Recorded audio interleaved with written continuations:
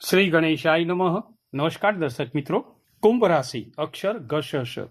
સુખ સંપત્તિ અને મોજ શોખ આપનારા, વૈભવી જીવન આપનારા દૈત્ય ગુરુ શુક્ર રાશિ પરિવર્તન કરી રહ્યા છે. સૂર્યની અધિપત્યવાળી સિંહ રાશિમાંથી રાશિ પરિવર્તન કરી બુધની કન્યા રાશિમાં આવશે. ક્યારે? તો તારીખ 1/8/2026 સવારે 9:29 થી કન્યા રાશિમાં થતું ગોચર શુક્રનું ક્યાં સુધી રહેશે? તારીખ 2/9/2026 બપોરે 1:48 સુધી શુક્ર કન્યા રાશિમાં રહેશે. પછી શુક્ર પોતાની અધિપત્યવાળી તુલા રાશિમાં આવશે. શુક્ર તેમની સ્વરાશિમાં આવશે. શુક્રની સ્વરાશિ બે છે, વૃષભ અને તુલા. જ્યારે શુક્ર મીન રાશિમાં ઉચ્ચના બને છે અને કન્યા રાશિમાં શુક્ર નીચના બને છે. અહીં તમારી શનિની અધિપત્યવાળી કુંભ રાશિ માટે આ કેવું ફળ આપશે એ વિશેની માહિતી જોઈએ તો તમારી કુંભ રાશિથી 8મા ભાવથી આ શુક્રનું ગોચર થઈ રહ્યું છે. તમને 8મો ભાવ શું આપે? આકસ્મિક અમુક પરિવર્તન આપે, અચાનક પરિવર્તન કરાવે, વારસો, સંયુક્ત સંપત્તિ, વડીલોપાર્જિત મિલકત, નવા સંશોધનો, ગુપ્ત વિદ્યા, ગૂઢ રહસ્ય, આ બધું 8મા ભાવથી જોવાય છે.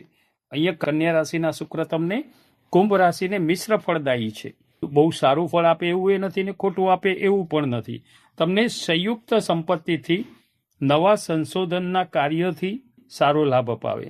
પણ આ લાભ, આ જે ફાયદા છે ને એ અમુક વખતે તરત જ મળે એવું નથી હતું, થોડી રાહ જોવડાવે. કેમ કે કન્યા રાશિમાં આગળ કીધું ને શુક્ર નીચના છે એટલે વિલંબથી અમુક કાર્ય થાય. અહીંયા તમને અમુક સંશોધન, ગૂઢ વિદ્યા, મનોવૈજ્ઞાનિક રીતે તમને ભાવના થાય, સારો રસ ઉભો કરે. તમને જ્યોતિષમાં પણ એક સમય રસ થાય કે જ્યોતિષ પણ મને ગમે છે, જાણવાની ઈચ્છા થાય કે આ સમય કેવો છે, એ બધું જોવાની તમને તાલાવેલી થાય કે આ સમય મારો કેવો છે, આવક તમારી વધે છે કે નહીં એ પણ જાણવાની ઈચ્છા થાય. તો અહીંયા તમને આ બધી વસ્તુઓમાં ઇન્ટરેસ્ટ વધારે. અહીંયા તમે જુઓ તો તમારી નાણાકીય સ્થિતિ સારી કરે, સાથે સાથે પારિવારિક સંબંધો પણ સુધારી શકે. શુક્રની 7મી દ્રષ્ટિ તમારી રાશિથી બીજા ભાવ પર રહેતા, બીજો ભાવ જે કીધો ને ધન અને કૌટુંબિક સુખાકારીનો, અહીંયા સારું છે. અહીંયા તમને નાણાકીય રીતે કીધું ને કે સ્થિતિ સુધારે, આર્થિક રીતે તમને લાભ કરાવે. અહીંયા તમને શુક્ર સંબંધિત ક્ષેત્રોમાં સારો લાભ મળે. તમારી વાણી પ્રભાવશાળી બને. અમુક જે લોકોને બોલીને વ્યવસાય હોય ને એમને સારું એનાથી ઉપાર્જન મેળવી શકે. જે બોલીને કામ કરતા હોય, વ્યવસાય કરતા હોય, એમને એનો પ્રભાવ સારો થાય અને એમાંથી સારું વળતર મેળવી શકે. પારિવારિક સુખાકારી પણ સારી થાય. જે પારિવારિક સંબંધો હોય ને એમાં પણ બદલાવ આવે, એ પણ એમાંથી તમને લાભ મળે. ભૌતિક સુખાકારી પણ વધારી શકે. કેમ કે બીજો ભાવ જે છે ને એ ધન અને કુટુંબનો છે. તમે તમારી આવડતથી અને મહેનતથી અને તમારા અનુભવથી, તમારી પ્રભાવશાળી વાણીથી તમારા વ્યવસાયમાં સારો બદલાવ લાવી શકો. અહીંયા શુક્ર કન્યા રાશિમાં નીચના હોવાથી તમે ધાર્યા એટલું ઝડપથી આ બધું સારું થઈ જાય એવું નથી હોતું. આ સારું કામ તમને અમુક વખતે નોકરીમાં પણ અમુક તમારા લાભ મળવાના હોય ને એમાં પણ થોડો વિલંબ થતો જોવાય. જે તમારે ઇન્ક્રીમેન્ટ મળવાનું હોય, કોઈ એવી પ્રમોશન મળવાનું હોય તો આમ થાય કે બસ હવે નક્કી જ છે, મળી જ જશે, પણ થોડું વિલંબ જોવાય. અહીંયા થોડી તમારે ધીરજ રાખવી પડશે. ધીરે ધીરે સફળતા આપી શકે. આગળ આપણે કર્યો હતો ને વિડીયો કે શનિદેવ પણ એ રીતે છે, શુક્ર તરત આપે છે, પણ અહીંયા શુક્ર નીચના બને છે એટલે તમે ધાર્યો ને એટલું ઝડપથી એ કામ સફળ કરાવતા નથી. અહીંયા તમારો સ્વભાવ આગળ કીધું એમ સહનશીલતાવાળો છે, ગંભીરતાવાળો છે. આ સ્વભાવને લઈને તમે સારું માન મેળવી શકો. હરીફો જે તમારા હોય વ્યવસાયમાં એના ઉપર તમે સારો પ્રભાવ પાડી શકો. તમારે શનિદેવની સાડાસાતીનો તબક્કો પણ ચાલી રહ્યો છે. તેમજ રાહુ મહારાજ પણ તમારી કુંભ રાશિમાં જ છે. તમારી કુંભ રાશિમાં રાહુ મહારાજ પણ છે અને શનિદેવનો સાડાસાતીનો તબક્કો. આથી તમારે આંખ અને કાન ખુલ્લા રાખવા. શક્ય એટલું બોલવાનું જે છે ને એમાં તમારે થોડું નિયંત્રણ.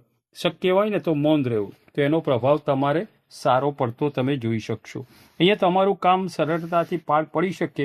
જો તમારી જન્મકુંડળીમાં શુક્ર શુભ હશે તો બધું સારી રીતે સફળતા મેળવી શકજો. મજબૂત સ્થિતિમાં હશે તો તમને અહીંયા સારો લાભ મળશે.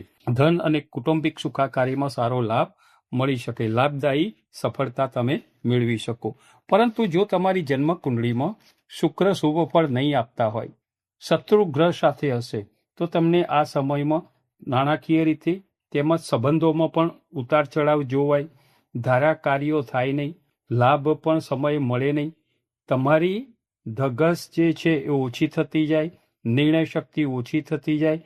તો તમારે કોઈ પણ વાતમાં જલ્દી ડિસિઝન ન લેવો આ સમયમાં. તો તમારે શું કરવાનું? શુક્રના ઉપાય તરીકે એનું સારું ફળ મેળવવા માટે દર શુક્રવારે લક્ષ્મીજીનું પૂજા કરવી, ઉપાસના કરવી. એમનો લક્ષ્મીજીનો મંત્ર છે ઓમ શ્રીમ મહાલક્ષ્મી નમઃ. આ 108 વાર જાપ કરવો, એક માળા કરવાની.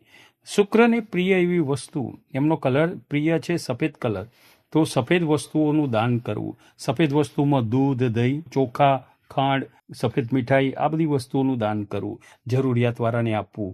તમે જે જગ્યાએ હોવ, ઘર અથવા ઓફિસમાં, વ્યવસાયમાં, ત્યાં આજુબાજુ જગ્યાએ સ્વચ્છતા રાખવી અને સુગંધિત વસ્તુઓનો ઉપયોગ કરવો. શુક્રનો મંત્ર છે રીમ શુક્રાય નમઃ, એ પણ તમે કરી શકો. અને તમારે જો એનો બીજ મંત્ર કરવો હોય શુક્રનો, તો એ બીજ મંત્રનો પ્રભાવ પણ સારો હોય છે. તો શુક્રનો બીજ મંત્ર છે ઓમ દ્રામ દ્રીમ દ્રોમ શઃ શુક્રાય નમઃ. આ મંત્રનો જાપ કરવાથી પણ શુક્રથી સારું ફળ તમે મેળવી શકો. બીજું શું કરવાનું? સ્ત્રીઓનું સન્માન કરવાનું. તમારા પત્ની, તમારા માતા, ઘરના બહેનો હોય એ અથવા બાળના કોઈ હોય એમના સાથે તમારે સારો વ્યવહાર રાખવો. વૈભવી વસ્તુઓ પરના ખર્ચા ઓછા કરવા.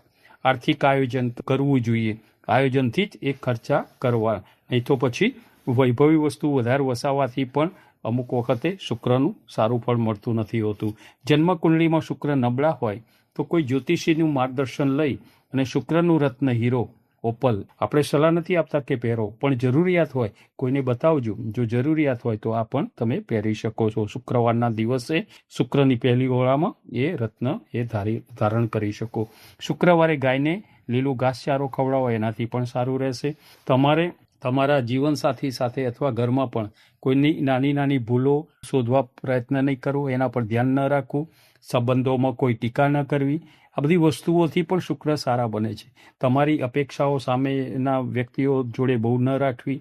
બીજું, તમારે ખાસ મહત્વની વસ્તુ, શુક્રવારે સફેદ કલરના કપડાં પહેરવા, એનાથી પણ શુક્રનો પ્રભાવ સારો રહે છે.